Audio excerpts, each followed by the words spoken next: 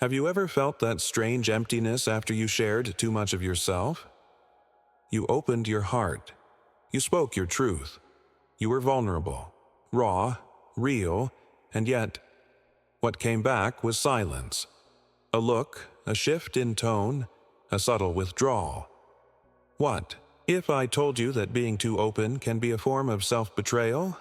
That sometimes what we call authenticity is actually an echo of childhood trauma? In a world that celebrates transparency, openness, and vulnerability as virtues, Dr. Gabor Maté challenges us to look deeper, much deeper. Because not all openness is healing, not all vulnerability is connection, and not everyone deserves access to your truth. This video is not about hiding. It's not about building walls or rejecting intimacy. It's about wisdom. It's about learning the difference between sharing to connect and sharing to be saved. Between being honest and bleeding out emotionally in front of people who can't hold you. You'll discover the hidden wounds behind compulsive openness, the psychological cost of not having boundaries, and the real teaching behind Gabor Maté's approach to trauma, vulnerability, and emotional truth. So, before you open up again, before you share your next pain, your next secret, your next confession, stop and ask yourself, why am I doing this? Who am I really speaking to? And what part of me still believes that being fully seen will finally make me whole? Let's begin. We're told to be real, to speak our truth, to never apologize for who we are. But what if radical authenticity isn't always authentic? What if it's a mask, another performance, this time in the name of healing? Gabor Maté teaches that much of our adult behavior is shaped by early childhood adaptation. We learn to be who we need to be to survive, to please, to avoid rejection, to get love, or at least the illusion of it. Sometimes being radically open is just another adaptation. A way of saying, please see me, please validate me, please don't leave me. We expose our wounds not to heal them, but to earn affection. We confuse exposure with intimacy and disclosure with connection. But here's the truth. Vulnerability without discernment is not courage. It's self-abandonment. Authenticity becomes a trap when it's used to gain approval. When it's compulsive. When it becomes another way to perform, to manipulate even, under the guise of being real. True authenticity isn't about saying everything. It's about knowing what to say, when, and to whom. It's about being anchored in yourself, not spilling yourself. There's wisdom in privacy. There's strength in mystery. And there is profound healing in selective, intentional vulnerability. The world doesn't need all your truth at once. You don't owe everyone your rawness.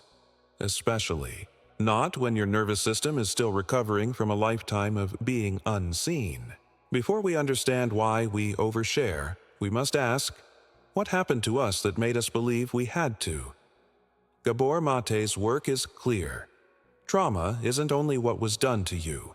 Trauma is also what didn't happen. The love you didn't receive.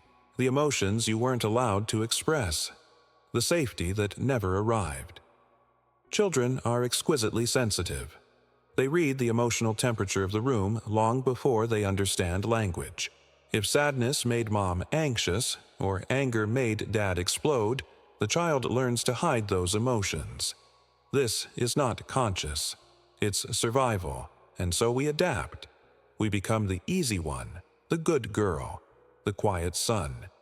We split off parts of ourselves just to stay close to the people we need the most, even if they can't meet our needs.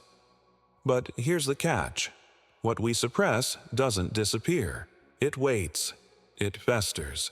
It becomes anxiety, illness, perfectionism, or a desperate need to be seen. This is where compulsive openness is born, not in strength, but in a wounded plea for validation. We grow up and believe that if we can just finally be heard, if we just reveal our deepest truths, someone, anyone, will love us the way we needed to be loved back then. But the past can't be fixed in the present by reenacting the same pattern. Opening up becomes a strategy, not to connect, but to compensate. This is the invisible trauma Maté speaks of, the wound of not being seen, not being accepted, not being held in your emotional truth when you were most vulnerable. And when that wound is left unexamined, we bring it into every relationship we enter. We speak too soon, reveal too much, and expect others to do what our caregivers could not. But they can't, and often they won't. Because healing doesn't come from exposure alone. It comes from integration, and that begins with understanding where the impulse to share really comes from. Sometimes we call it sharing, but what we're really doing is pleading. We speak from open wounds, not scars. We offer our deepest truths like broken gifts, hoping someone will hold them, and us, with care. But what if they can't? What if they never asked for the weight of our pain? There's a difference between being vulnerable and being uncontained. Real vulnerability happens when we choose to be seen, when we feel safe enough to let down our guard, not because we're collapsing, but because we're grounded in ourselves. But when that safety doesn't exist, when the ground beneath us is shaky, what often comes out is not truth, but panic. Not connection, but desperation. Gabor Maté teaches that unprocessed trauma speaks through our nervous system. It bypasses the rational mind. That means we can think we're sharing in a healthy way, while underneath, our body is screaming. Please hold me. Please don't leave me. Please fix what I can't carry alone. The person in front of us becomes a stand-in for a mother who didn't nurture, a father who didn't stay, a world that didn't listen. We're not really sharing with them. We're reaching for someone else, someone who was never there, and so we overshare. Too fast, too soon, too raw, hoping to shortcut intimacy or force a bond, hoping they'll rescue us from the ache we never learned to soothe ourselves. But this rarely ends well, because when we use others as emotional life rafts, we unknowingly burden them. And when they pull away, even gently, it confirms our worst fear: I'm too much, I'm unlovable, my truth is dangerous. That's not healing. That's repetition. Real healing begins when we stop asking others to carry what we haven't yet claimed as our own, when we learn to witness ourselves before demanding to be witnessed. It's not about silence, it's about sovereignty. You deserve to be heard, but not as a cry for rescue, as a voice of self-awareness, dignity, and choice. We like to say we value vulnerability. We quote Brené Brown. We applaud people who open up. We use words like authentic and raw as badges of honor. But let's be honest, society doesn't reward true vulnerability. It rewards curated vulnerability, the kind that's well-spoken, neatly packaged, Instagram-ready, a little pain, but not too much, just enough to be inspiring, not uncomfortable. We want the triumph, not the tremble, the breakthrough, not the breakdown. This is why so many people feel even more alone after they open up. Because when the response is awkward silence, shallow sympathy, or even subtle judgment, the message is clear. Share your pain, but don't make us feel it. Real vulnerability, the messy kind, the tearful kind, the confused, contradictory, unfinished kind, doesn't fit into the tidy narrative society prefers.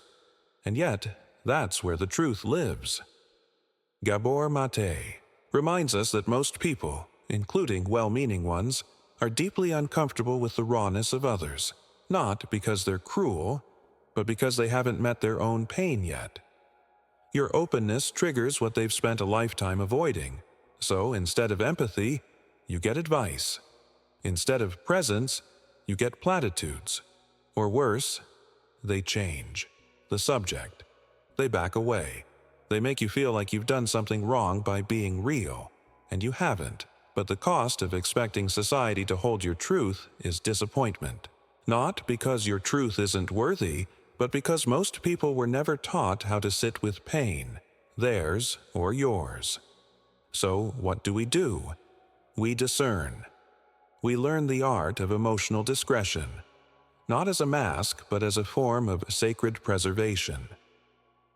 We stop throwing pearls at feet that can't see their value, and we realize the world doesn't need you to be exposed. It needs you to be rooted, present, deep, and wise about when, where, and how to speak your truth. Vulnerability isn't performance, it's presence, and it's sacred. When you open your heart, you hope it will be met with understanding, compassion, respect. But what if it isn't? What if your vulnerability becomes ammunition? This is one of the hidden dangers Gabor Maté alludes to. Not just the pain of the original wound, but the rewounding that happens when we expose ourselves to the wrong people. Not everyone wants to know your truth so they can hold it. Some want to analyze it, others want to fix it, and a few will use it. They'll listen, nod, and quietly store your words as leverage. Sometimes this isn't malicious, it's unconscious, but it still hurts. You might hear your story, repeated to others, distorted. You might see your openness used against you in conflict. Or worse, you'll feel that subtle shift, someone treating you differently, seeing you as fragile, broken, too sensitive. And in that moment, a deep inner voice says, "I never should have said anything." This is the heartbreak of misplaced trust, and it doesn't just lead to regret. It reinforces an old wound, the one where being yourself never felt safe.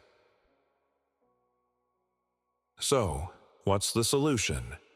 Silence? Isolation? No. The answer isn't to never open up. It's to open wisely. You don't owe your truth to everyone who asks. You don't have to explain your story to those who haven't earned the right to hear it. Emotional. Transparency is not a duty. It's a choice, a sacred one. Maté teaches that boundaries are not walls, they are filters. They allow love and presence in, but keep exploitation and confusion out. And when someone has not shown the capacity to be with their own darkness, they likely won't honor yours either. So choose carefully, not out of fear, but out of self-respect. Because your story is not a spectacle, it's not content, it's not a confession to be consumed, it's a living part of you, and it deserves to be held in hands that can carry it, not crush it. You finally speak your truth. You name what's been buried for years. You expose the ache behind the smile, and then nothing. No response, no recognition, just silence. Or worse, indifference. That moment, that's a wound deeper than most. People realize it's not just that you weren't heard, it's that your pain met a void. And that void says, "You don't matter, your experience doesn't move me." Gabor Maté speaks often about how trauma is not just what happens to us, but what happens inside us when our truth is not seen, not mirrored, not met with presence. Children need more than food and shelter. They need attunement, that feeling of being felt, of being known, not just cared for. And when that's missing, we learn early. My feelings are too much. My needs are invisible. My truth doesn't belong. As adults, we try again. We open up. We test the waters. But when people respond with detachment, awkwardness, or distraction, the old scar rips open. The inner child flinches. We retreat, and we tell ourselves, once again, that we're alone in the world. This is the wound of non-recognition, a subtle but brutal form of emotional abandonment. and it teaches us not just to stay silent, but to feel ashamed for ever having spoken at all. But hear this clearly. Their lack of response does not diminish the truth of your pain. Your feelings don't require validation to be real, and yet we must face a painful paradox. Not everyone will or can meet us in our depth. Some people are too distracted. Others are too afraid of their own pain to hold space for ours. So what do? We stop asking unready people for ready responses. We learn to witness ourselves first. We grieve, not just the past, but the present. The friendships, families, or partnerships where our truth still cannot land, and we begin to protect our inner world. Not by locking it away, but by offering it only where there's capacity. Acknowledgement is powerful, but so is discernment. Don't waste your sacred words on ears that were never trained to listen. In a culture obsessed with sharing, silence can look suspicious. If you don't open up, you're called distant. If you set limits, you're labeled cold. If you choose not to explain, people assume you're hiding something. But here's the truth Gabor Maté helps us remember. Boundaries are not rejection. They are protection. They are not about shutting others out. They are about honoring what parts of you are ready to be met, and what parts still need your own presence first. There's a myth that healing means telling your story to everyone. But healing often begins the moment you stop explaining yourself to people who never really saw you to begin with. Some truths are not ripe for expression. Some wounds are still bleeding. And some people simply don't have the maturity, empathy, or stillness required to receive what you carry. And that's okay. You are not obligated to open the door of your inner world just because someone knocks. In fact, the more self-aware you become, the more selective you get. Not out of fear, but from wisdom. You start to recognize the cost of overexposure, the drain, the aftermath, the quiet regret of letting too much out in the wrong room. And so, you pull back. You speak less, but mean more. You share less, but feel deeper. You become contained. Not emotionally repressed, but emotionally rooted. There's nothing cold about that.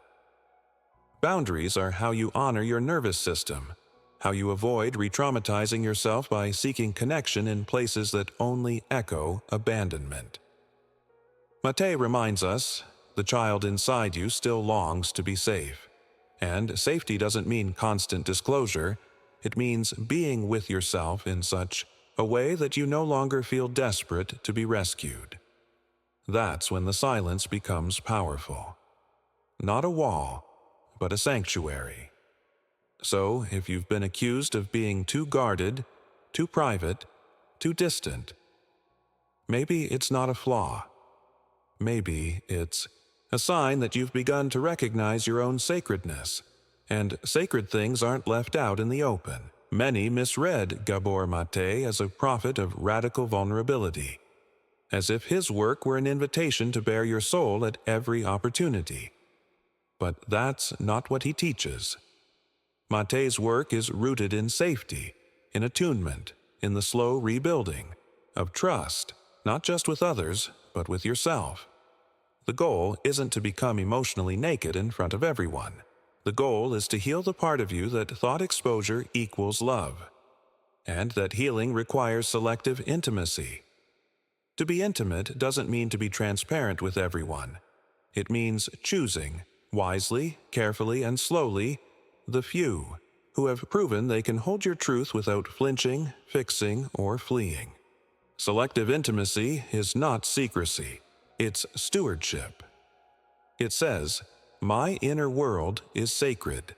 I will not offer it to those who have not earned access."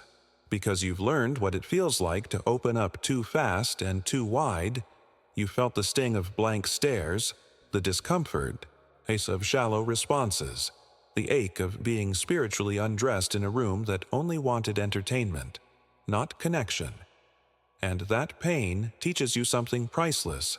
Not everyone is meant to walk inside your soul. Gabor Maté doesn't glorify suffering. He names it so we can stop reenacting it.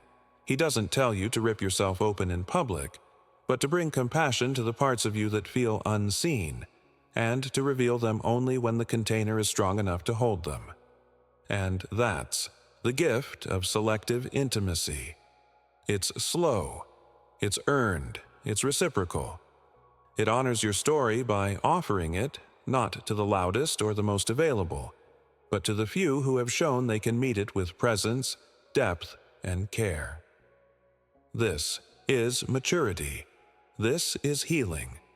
You no longer chase the feeling of being fully seen by everyone, because you've learned the power of being deeply seen by just one.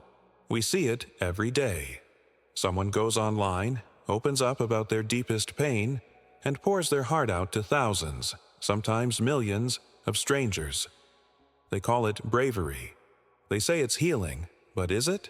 Gabor Maté warns us, releasing trauma without containment doesn't liberate you. It floods you. There's a growing trend of emotional self-exorcism in public spaces, telling all, showing all, bleeding out in front of an audience. And though it might feel cathartic in the moment, it often comes at a hidden cost.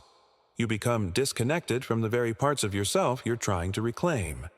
When we make our pain into content, we start performing it. We edit it, package it, respond to likes, comments, metrics. Slowly, the wound becomes part of our identity, something to maintain rather than heal.